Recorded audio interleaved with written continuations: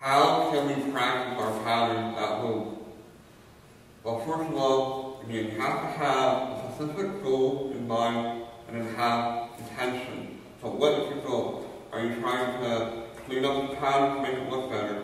Are you trying to work on the rhythm of the pattern? Are you trying just to remember the pattern? Like, what is your specific goal? And then from there, you'll pick your 10-minute session or your 15 or your 20-minute session that you're going to train on the days that you don't come to your Taekwondo class or your martial arts class. So let's say I'm training for 10 minutes on my pattern at home and I'm not going to go to class today.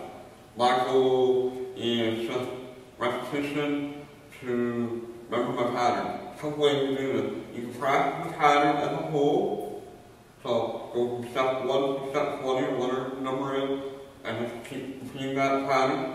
You can also practice very specific combinations in that pattern. That's what I like to do. If I know I'm struggling with a certain part of a pattern or Tuesday or form, I will work on that, and I'll work my whole pattern a little bit, and I'll work on that specific combination again, and then I'll work the whole pattern. I'll do it that way. If I'm trying to learn new patterns, I learn a little bit at a time, practice it. I add a couple moves, practice all of that, add a couple more moves, practice it all, and just keep slowly adding. So I need the first half of the pattern, or I need the first third, or even first 3/4. I got a lot of repetition versus the last movement of just learning. That becomes so. That's a better example. That you can use your time wisely. You can also just practice your training session on very specific combinations. You can even just practice one extreme hard combination that you're struggling with.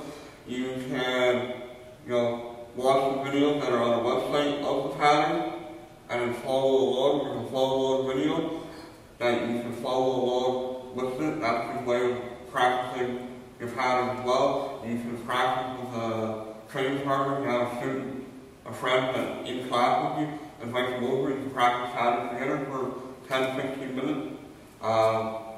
You can practice your pattern nice and slow and really watch the technique. Do you have good stances? Do you have good chambers? Do you have good snaps? Do you have good high kicking? 4 points for a good pattern. Good stances, good chambers, good power snap, and high kicking. Do you have before? You can train your pattern. You can work on one element at a time. So when you do your pattern, you can work just the nice light stances.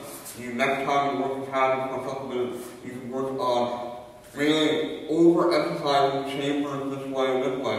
You can work the power, so when you're practicing your pattern, you can put a little extra power, overemphasize it.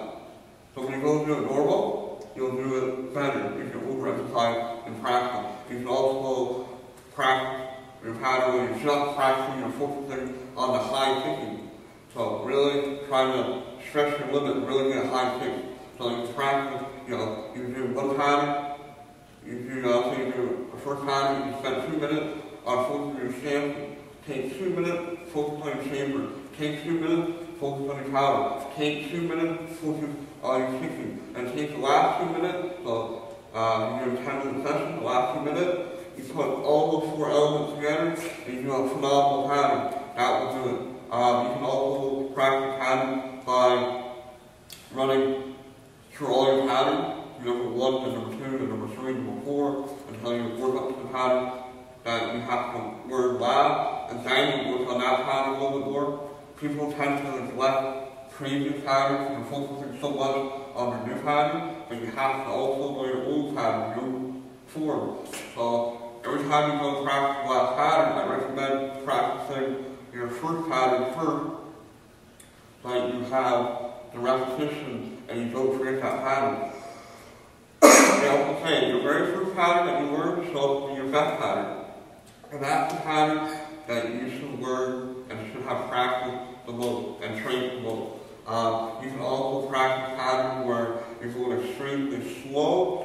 You can practice normal speed pattern. You can practice with really high speed and really fast.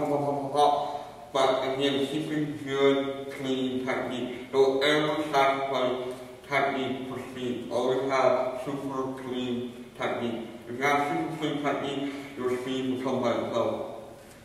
You can also practice your pattern backward. You can practice with your eyes closed. Be creative.